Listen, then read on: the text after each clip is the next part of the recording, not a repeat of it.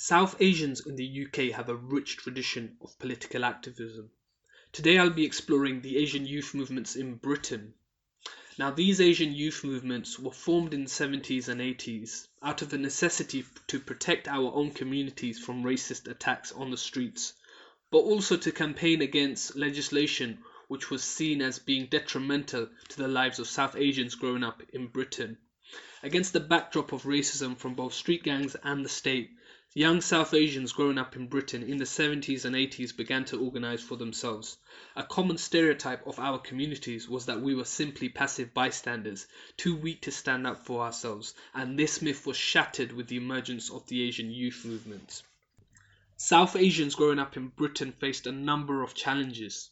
Speak to a South Asian who grew up in the 1970s and they will tell you of the playground taunts and bullying they faced at school.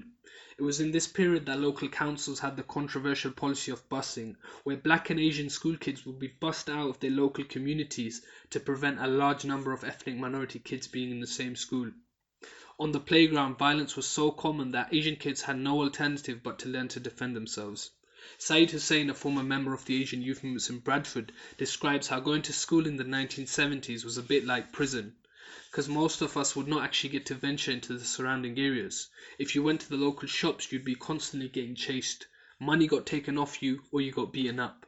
Now, this experience of having to fend for yourself in the absence of any institutional support would come to shape the activism of many South Asians growing up in Britain. South Asians face significant discrimination in the workplace. Many employers held racist, stereotypical assumptions that Asians were more docile than their white counterparts and therefore less likely to challenge discrimination in the workplace.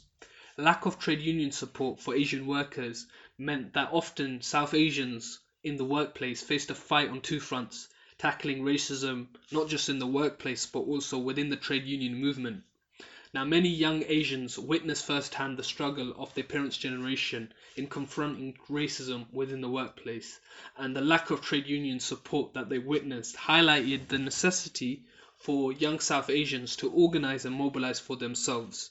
And it was this experience in the workplace, in schools, in all aspects of public life that meant young South Asians felt there was a necessity for their own independent organization to promote their rights and to counter racism and discrimination. I'm joined now by Fahim Qureshi. As I understand, you were involved with the Luton Asian Youth Movement. Can I ask what led to the establishment of the Luton Youth Movement? Okay, the Luton Youth Movement, as opposed to Luton Asian Youth Movement, was a youth movement that united Asian, British Asian, African, Caribbean, and white working class youth. So that's what made us different to the other AYMs in another country. Yeah. We consciously took that decision because at that time in the late 70s and early 80s, there was a lot of racism around, a lot of attacks on our community. There were deportations going on of families, splitting families on the basis of deportation.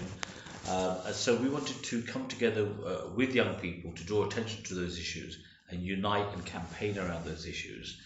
Also, the riots in 1981 were taking place at the time. As a result, all these issues led to urban riots in a number of localities across the country, all on the same night. Yeah. And this is, don't forget, 1981. There was no internet, there was no social media, there were no computers, I don't think. So spontaneously, all these riots and uprisings happened on the 12th and the 13th of July in 1981. And these spontaneous uprisings resulted as a result of what young people were going through in terms of racism, in terms of their families being split, deportations, attacks, no access to education, unemployment, all those issues. So what sorts of things did you do in Luton? Well, so in Luton we got involved in anti-racist campaigns. against protesting against racist organisations and fascist organisations called the National Front, the British Movement. When they held meetings in Luton, there was a regular picket at the Luton Central Library, because the National Front used to have their executive meetings at the Luton Central Library on a Friday every month. So every time they met, and the council would allow that. The local council who owned the library allowed that to happen, and we protested outside it. So I guess there was a feeling of neglect from the authorities. Yeah, sure, towards the public, because we felt, well, hang on, they're letting this organisation, who's clearly a racist and a fascist organisation, meet regularly, and not taking our views into account as young people, as people of colour, young Asians and that. And I guess with the far right, there was a lot of violence. Did that ever sort of deter young Asians from getting involved with the movement? Yeah, well, there was a lot of violence. A lot of families used to get attacked, especially in the outlying housing estates, such as Marsh Farm, Farley Hill, Houghton Regis. And it affected Asian families. So it did, especially with the elders. They didn't want to get involved. The elders, they wanted to keep their heads low, but young people had enough. They had enough, and seeing their parents kind of like cowed down in the face of these attacks, and they said enough is enough, and they flocked to join these movements and became activists and took to the streets, etc. So we built on that. We utilised that. What we used to do also at that time was doing self-defence. At the time, we used to go and sit with families, and we had a slogan: "Self-defence is no offence." So we had self-defence vigils in family homes. So when they'd get kind of like bricks thrown through their windows, or people standing outside and harassing them, shouting at their windows and throwing stones at them, we would then go out and confront them. So we would do that every regular occurrence. We would sit with families, and that was happening up and down the country as well. So what was the relationship like between the Luton Youth Movement and the Asian youth movements up and down the country? Did you work closely together? Indeed, we did work closely together, especially after the riots and around the time of the Bradford 12. We used to go to Bradford, and we were picked up by the youth movements in London, like Southall and East London. They'd organise coaches. They'd stop in Luton, pick us up, the contingent of us, and drive to Bradford and protest outside the magistrate court when the Bradford 12 were in remand in prison there, and bring us back the same day. So there was that. There was liaison. We'd support each other's events. We would go down to Brick Lane to the Bengali Youth Movement and support them in their kind of protests against the National Front and against racist attacks and murders. So there was a lot of unity and a lot of coordination between all the groups, all the youth movements. What's a key memory of yours from your time in the Luton Youth Movement?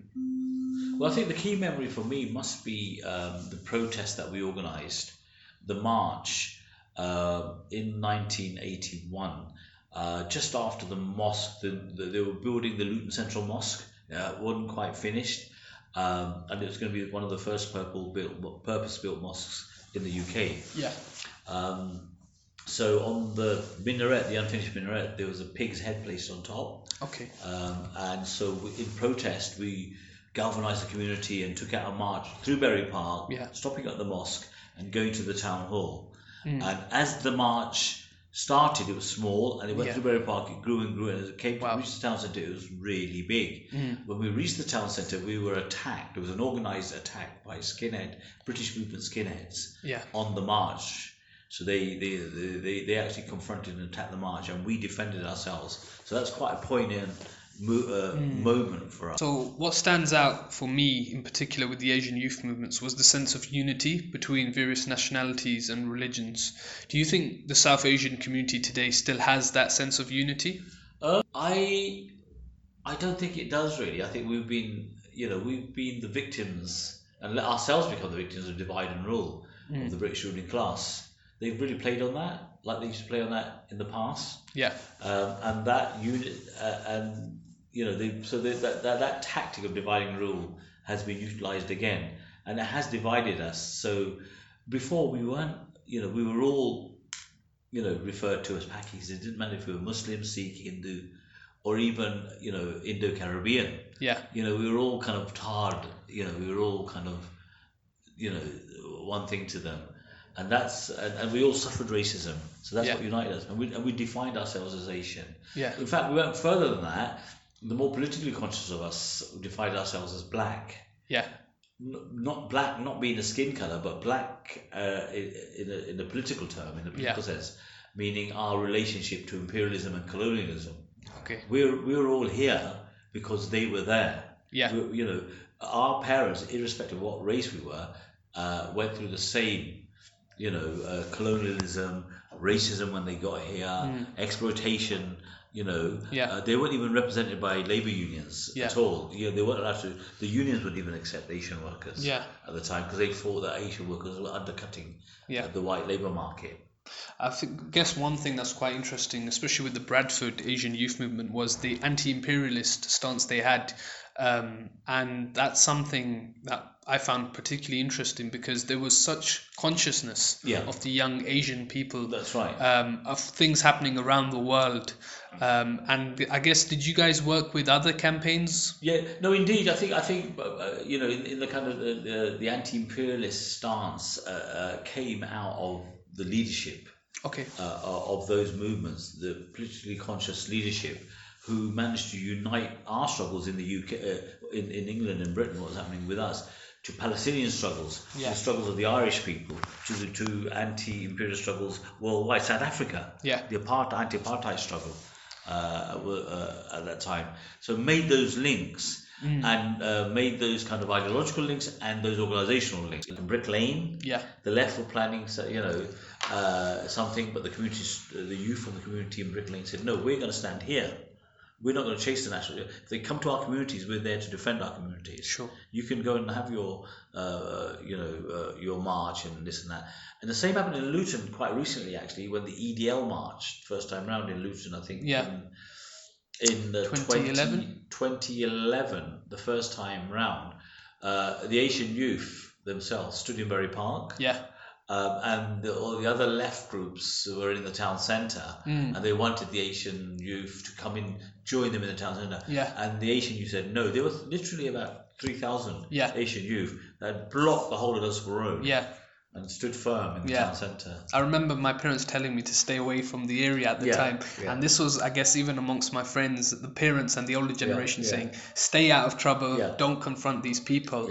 Did you kind of get that in your time as well? All the time, We used to ignore our parents. At that time, we just, because the parents just wanted to keep their heads low and that. And we said, no, enough is enough. I guess it comes from a genuine fear of the violence that our parents' generation saw at the time. And I don't know, I personally think we don't have the same level of political consciousness as first generation immigrants did. And I think maybe we've become complacent because we've settled in our communities. We don't feel we need to, push the boundaries. No, that's right. And all the struggles and all the advances of kind of when my generation, the youth on the streets in the 80s and the late 70s.